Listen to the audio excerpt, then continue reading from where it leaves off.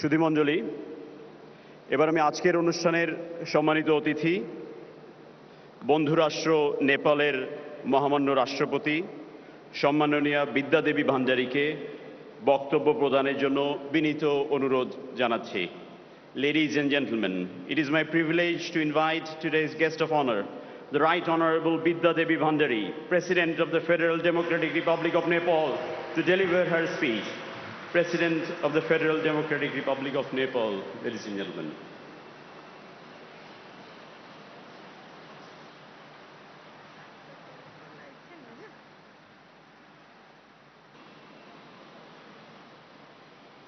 इस समारोह का प्रमुख अतिथि महामहिम राष्ट्रपति मोहम्मद अब्दुल हमीद,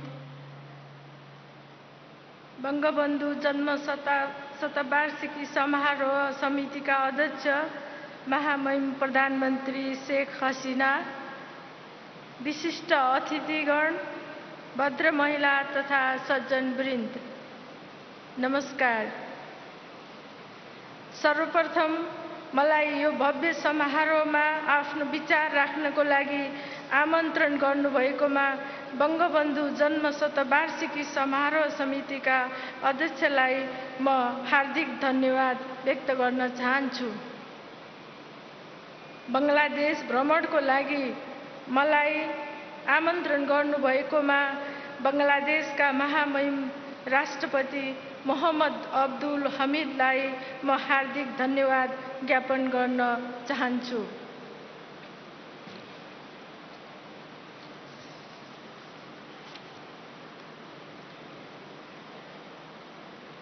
यसले नेपाल र बंगलादेश बीच रहेको निकट र मैत्रीपूर्ण सम्बन्धलाई प्रतिबिम्बित गर्दछ। बंगबन्धुको जन्म शतवार्षिकीको अवसरमा आयोजित यस समारोहमा सहभागी हुन पाउँदा म हर्षित छु। बंगलादेशका राष्ट्रपिता बंगबन्धुको जन्म शतवार्षिकीको अवसरमा नेपाल बंगलादेश सम्बन्ध र बंगबन्धुको जन्म शतवार्षिकी शीर्षकमा विचारहरू प्रस्तुत गर्न पाउँदा मलाई धेरै खुसी लागेको छ।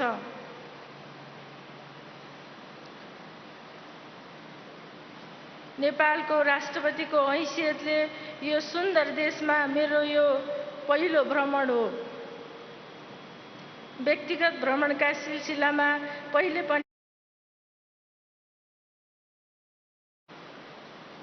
यस बीचमा बंगलादेशको आर्थिक गतिविधि, विकासका कार्यहरू र जनताको जीवन स्तर सुधार जस्ता विषयमा धेरै नै प्रगति भएको मैले पाएको छु। विगतका वर्षमा बंगलादेशले तीव्र आर्थिक विकास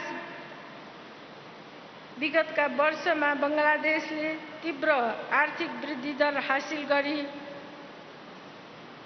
आफ्नो देशको ठूलो जनसङ्ख्यालाई गरिबीबाट मुक्त गरेको छ र यो क्रम निरन्तर जारी छ।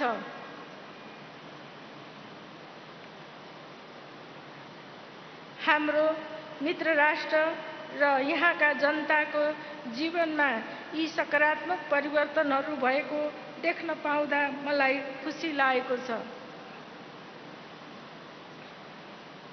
भद्र महिला तथा सज्जन वृन्द, लामो समयदेखि नै नेपाल र बंगलादेश बीच निकट मैत्रीपूर्ण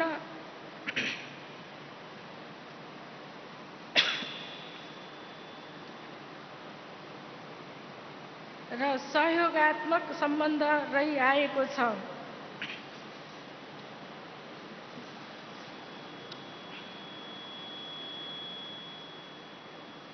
भौगोलिक रूपमा हाम्रा दुई देशहरू एक अर्काबाट केही दूरी मात्र टाढा रहेका छन्। भौगोलिक निकटता, केही समान संस्कृति, परम्परा,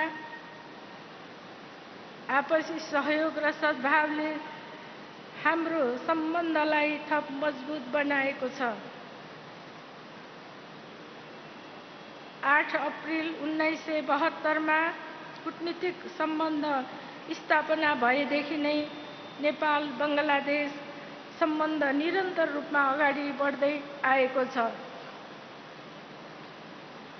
उच्च स्तरीय भ्रमणको आदान प्रदानले हाम्रो द्विपक्षीय सम्बन्धलाई अझ उचाइमा पुर्याउन योगदान गरेको छ। महामहिम राष्ट्रपति हमिदले नोभेम्बर 2019 मा नेपालको भ्रमण गर्नुभएको थियो र अहिले म यहाँ छु। सरकार र जनस्तरमा निकटतापूर्ण भ्रमण आदान प्रदान झन घनीभूत भइरहेको छ। भद्र महिला तथा सज्जनवृन्द, नेपाल र बङ्गलादेश प्राकृतिक स्रोत, मानव संसाधन, इतिहास, सभ्यता, संस्कृति आदिका धनी छन्।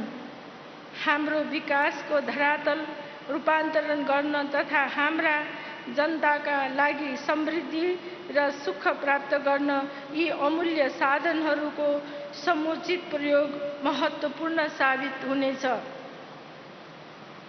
व्यापार, परिवहन, ऊर्जा, सम्पर्क सञ्जाल, पर्यटन, शिक्षा, संस्कृति एवं जनस्तरको सम्बन्ध अभिवृद्धि गर्न हाम्रो द्विपक्षीय सहकार्य रहिआएको छ।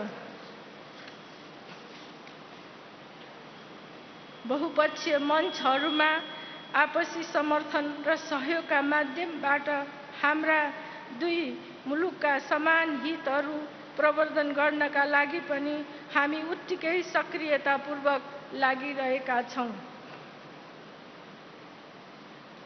यी क्षेत्रहरूमा हाम्रो साझेदारीलाई अझ अगाडि बढाउनु आवश्यक छ।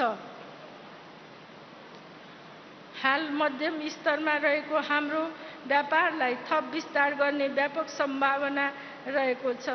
बङ्गलादेशसँग नेपालको व्यापार घाटा बढ्दो छ। दुवै देशलाई लाभदायी हुने गरी हामीले व्यापार घाटा न्यूनीकरण गर्दै लैजानु पर्दछ। व्यापार अडचनहरूको निवारण, पूर्वाधारको विकास एवं सहज बजार पहुँचले व्यापार सम्बन्धलाई उल्लेख्य रूपमा बढाउन सक्छन्। हाम्रा दुई देशबीच रहेको अर्को महत्त्वपूर्ण सहयोग विस्तारको क्षेत्र हो ऊर्जा। दुवै देशले यस अघि नै ऊर्जा सहयोग सम्बन्धी समझदारी पत्रमा हस्ताक्षर गरिसकेका छन्।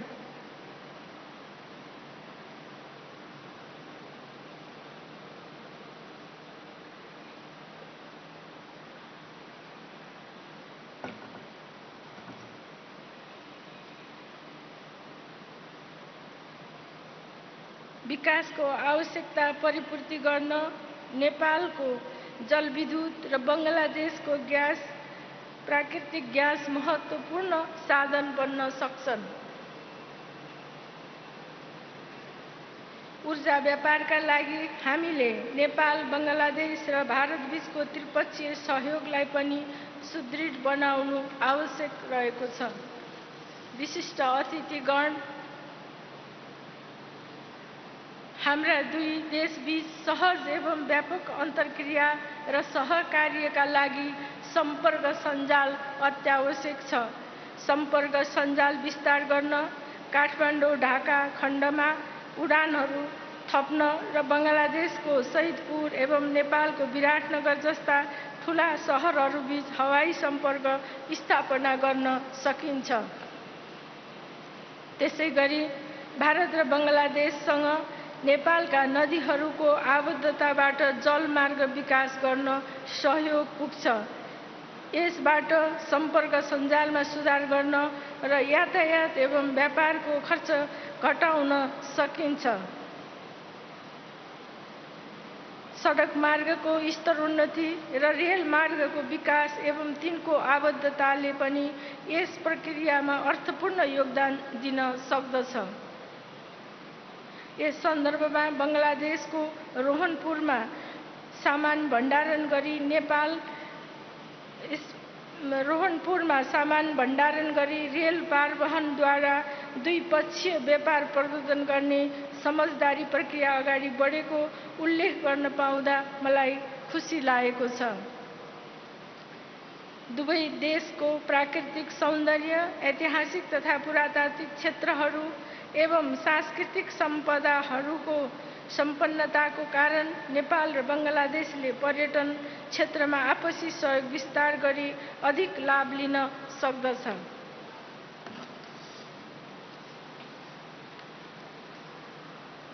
बङ्गलादेशी पर्यटकहरूले नेपालका हिउँले ढाकिएका पर्वतहरू, हराभरा उपत्यकाहरू, अपार जैविक विविधता र महत्त्वपूर्ण ऐतिहासिक, पुरातात्विक तथा सांस्कृतिक क्षेत्रको भ्रमणबाट आनन्द लिन सक्दछन्। यसैगरी नेपाली पर्यटकहरूले बङ्गलादेशका सुन्दर समुद्री तटहरू, सदाबहार समुद्री वनस्पतिका सुन्दर वनहरू र सांस्कृतिक एवं ऐतिहासिक क्षेत्रहरूको भ्रमण गर्न सक्दछन्। हाल बङ्गलादेशमा विशेष गरी चिकित्सा र इन्जिनियरिङ क्षेत्रमा उल्लेख्य सङ्ख्यामा नेपाली विद्यार्थीहरू उच्च शिक्षा हासिल गरिरहेका छन्। त्यसैगरी बङ्गलादेशी विद्यार्थीहरू नेपालमा बुद्ध धर्म, औषधि विज्ञान लगायत विषयहरू अध्ययन गरिरहेका छन्। शिक्षाको गुणस्तरमा वृद्धि एवं विद्यार्थीहरूलाई आवश्यक सहयोग उपलब्ध गराई द्विपक्षीय सहयोग विस्तार गर्न मद्दत पुग्नेछ। नेपाल र बङ्गलादेश दुवै देशहरू जलवायु परिवर्तनको प्रतिकूल असरबाट प्रभावित भएका छन्। यसको कारक नहुँदै पनि नेपालका उच्च र बङ्गलादेशका होचा भूभागहरू जलवायुको सङ्कटको ठूलो मार खेपिरहेका छन्। नेपालका हिमालको हिउँ पग्लदैछ र बङ्गालको खाडीमा समुद्री सतह बढिरहेको छ। यसबाट बाढी, अनावृष्टि, अनियमित मौसम जस्ता वातावरणीय विपद देखा परेका छन्।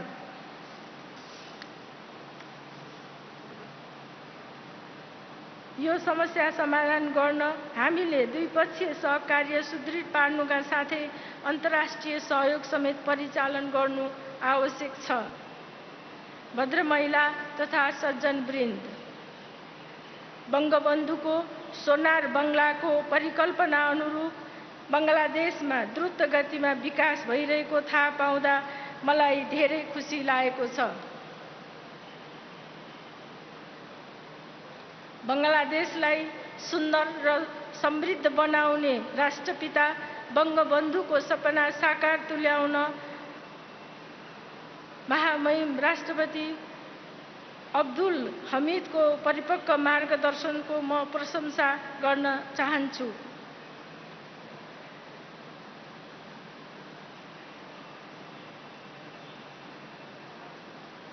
बङ्गबन्धुकी सुयोग्य सुपुत्री तथा यस क्षेत्रकै सशक्त महिला नेत्री महामहिम प्रधानमन्त्री शेख हसिनाको सक्रिय र सबल नेतृत्वमा सोनार बाङ्लाको राष्ट्रिय आकांक्षा सफल हुने विश्वास र शुभकामना म प्रकट गर्न चाहन्छु।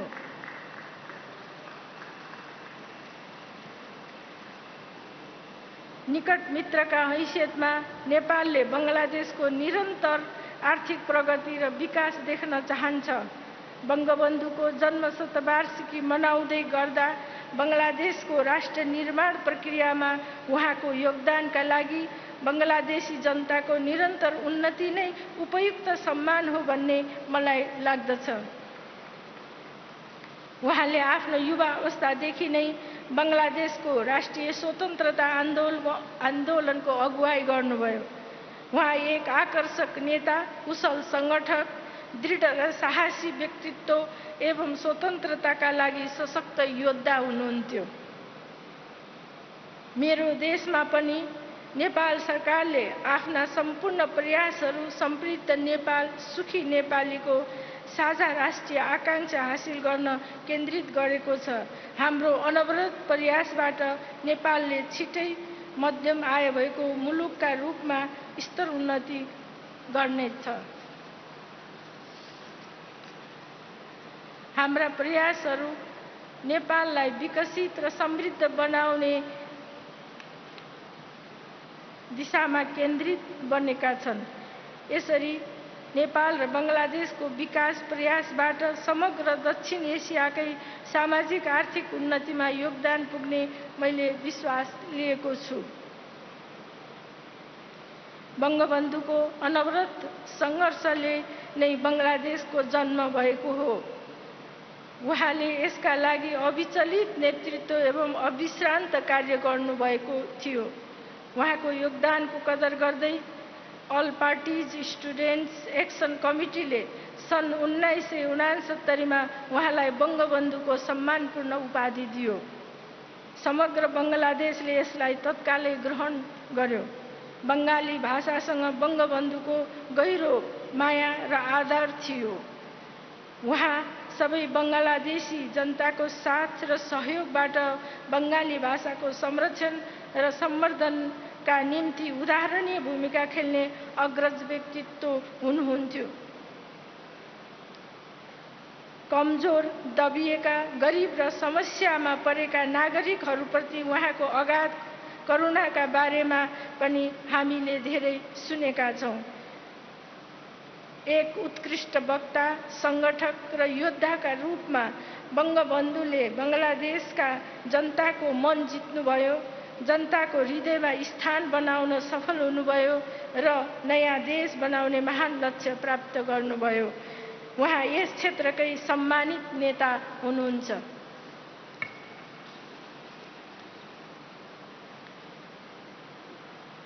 बङ्गलादेशलाई स्वतन्त्र राष्ट्रको रूपमा मान्यता दिने नेपाल पनि 7औं राष्ट्र थियो भन्न पाउँदा मलाई खुसी लागेको छ।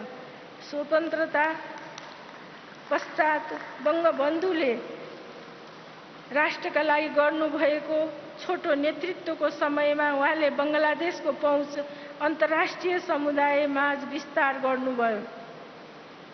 बङ्गलादेशको स्वतन्त्रताका लागि बङ्गबन्धुको भूमिका, योगदान र बलिदानको सम्मानमा अहिले उहाँको जन्म शतवार्षिकी यसरी देशव्यापी रूपमा बङ्गलादेशमा मनाउँदै गरेको देख्दा हामीलाई खुसी लागेको छ। बङ्गलादेशको स्वतन्त्रताको स्वर्ण जयन्तीको उपलक्ष्यमा समेत हार्दिक बधाई तथा शुभकामना व्यक्त गर्दछु। यिनै शब्दहरूका साथ राष्ट्रपिता बङ्गबन्धुको जन्म शतवार्षिकीको उपलक्ष्यमा बङ्गलादेश सरकार र जनतालाई म बधाई ज्ञापन गर्न चाहन्छु। मित्र राष्ट्र बङ्गलादेशको निरन्तर प्रगति, समृद्धि र सुखका लागि शुभकामना व्यक्त गर्दै म मेरो भनाई यही अन्त्य गर्न चाहन्छु। नेपाल बङ्गलादेश सम्बन्ध अमर रहोस्। धन्यवाद।